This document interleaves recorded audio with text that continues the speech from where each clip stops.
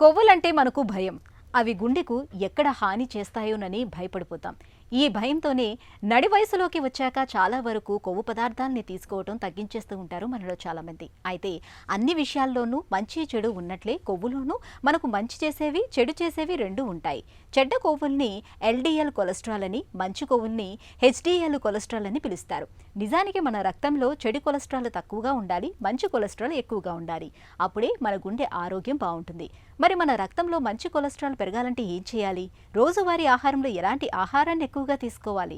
మంచి కొలెస్ట్రాల్ను పెంచే ఆహార నియమాల గురించి ఇప్పుడు తెలుసుకుందాం. కొలెస్ట్రాల్లో రెండు రకాలు ఉన్నాయండి.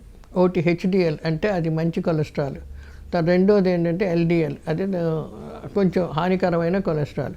కానీ కొలెస్ట్రాల్ మన బాడీకి చాలా అవసరం.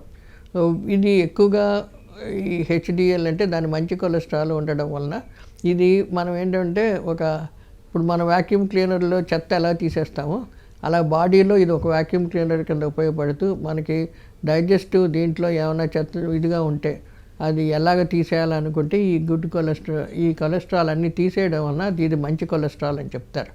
అందుకని ఇది హెచ్డిఎల్ చాలా ఎక్కువగా ఉండడం మంచిది. ఈ హెచ్డిఎల్ ఎక్కువగా ఉండాలనుకుంటే రిఫైన్డ్ ఆయిల్స్ మానేసి ఇది ఇప్పుడు కోల్డ్ ప్రెస్డ్ ఆయిల్స్ అంటే గానుగ దగ్గర నుంచి వచ్చే మునుపంతా గానుగ నూనె అనేవారు. గానుగ దగ్గర తిరిగి ఇక ఆవుల్ని పెట్టి తిప్పి నూనె తీసుకొచ్చేది, అది న్యాచురల్గా వచ్చే గానుగ ఆగి. ఇప్పుడు ఏంటంటే కోల్డ్ ప్రెస్డ్ ఆయిల్స్ అని చెప్పి ఏది కలపక ఇచ్చేయకుండా మామూలు మిషన్ ద్వారా ఉత్తి నూనె గింజల నుంచి నూనె తీసిస్తున్నారు. ఇటువంటి నూనె వాడుతూ ఉంటే ఈ కోల్డ్ ప్రెస్డ్ ఆయిల్స్ కొంచెం ఖరీదు ఎక్కువ.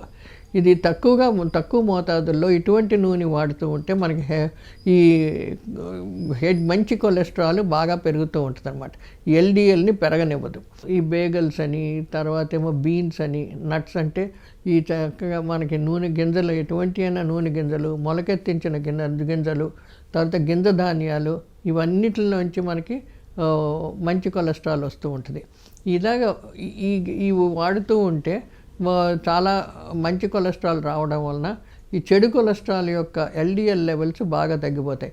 ఎల్డిఎల్ దాంతో అనుబంధ పదార్థం ఏంటంటే ట్రైగ్లిసరైడ్స్, ఈ రెండూ కలిపి ఎక్కువైపోతూ ఉంటాయి. ఇటువంటి ఆహార పదార్థాలు లేకుండా రెగ్యులర్గా ఇప్పుడు మాంసము, దాంతో కొవ్వుతో ఉన్న ఈ మాంసము ఇలాంటివన్నీ తింటూ ఉంటే ఎక్కువైపోతుంది. కానీ చేప, మళ్ళీ రొయ్యలు తినకూడదు. చేప చాలా మంచిది.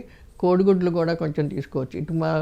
ఇటు మా శాకాహారులు సోయాబీన్స్లో ప్రోటీన్స్, మాంసకృతులు చాలా ఎక్కువగా ఉంటాయి కాబట్టి సోయాబీన్స్, పప్పు గింజలు, బాగా పొట్టుతోటి ఉన్న పప్పు గింజలు, మొలకెంచిన గింజలు, తర్వాత చిరుధాన్యాలు, ఇటువంటివన్నీ వాడుతూ ఉంటే వాళ్ళకి ఎక్కువగా మంచి కొలెస్ట్రాల్ పెరుగుతూ ఉంటుంది. ఇలా ఫ్లాక్స్ సీడ్స్, స్పిరులినా కూడా మనం వాడుకుంటూ ఉండొచ్చు. ఇప్పుడు క్వినోవా అని కొత్తగా వస్తుంది, చిన్న గింజలు. తర్వాత ఈ మిల్లెట్స్, ఎన్నిటిల్లో కూడాను ఇంధనం తక్కువ ఉంటుంది, ప్లస్ పీచు ఎక్కువ ఉంటుంది కాబట్టి ఈ తీసుకోవడం వలన కూడా మనకి చాలా మటుకు హెచ్డిఎల్ పెరుగుతూ ఉంటుందండి. ఈ మానసిక స్థితిని జాగ్రత్త పెట్టుకొని ఎక్సర్సైజ్ చేస్తూ కొంచెం వాకింగ్ అని ఏదో ఒక రకమైన ఫిజికల్ యాక్టివిటీ ఉండాలి. ఫిజికల్ యాక్టివిటీ లేకపోతే వాళ్ళ తిన్న ఆహారం డైజెస్ట్ అయిన వెంటనే అది కొవ్వు కింద మారిపోయి మనుషులు స్థూలకాయాలు అవుతారు. నార్మల్గా ఈ ఎల్డిఎల్ ఎక్కువగా ఉండేది బాగా పెరిగిన బరువు పెరిగిన మనుషులు, అంటే స్థూలకాయం ఎక్కువగా ఉన్న మనుషులు, ఓవర్ వెయిట్, ఒబేసిటీ, తర్వాత ఈ డయాబెటీస్ పేషెంట్స్, హైపర్ టెన్షను, ఇలాంటి వాళ్ళల్లో ఎక్కువ ఎల్డిఎల్, ట్రైగ్లిసరైడ్స్ పెరుగుతూ ఉంటాయి.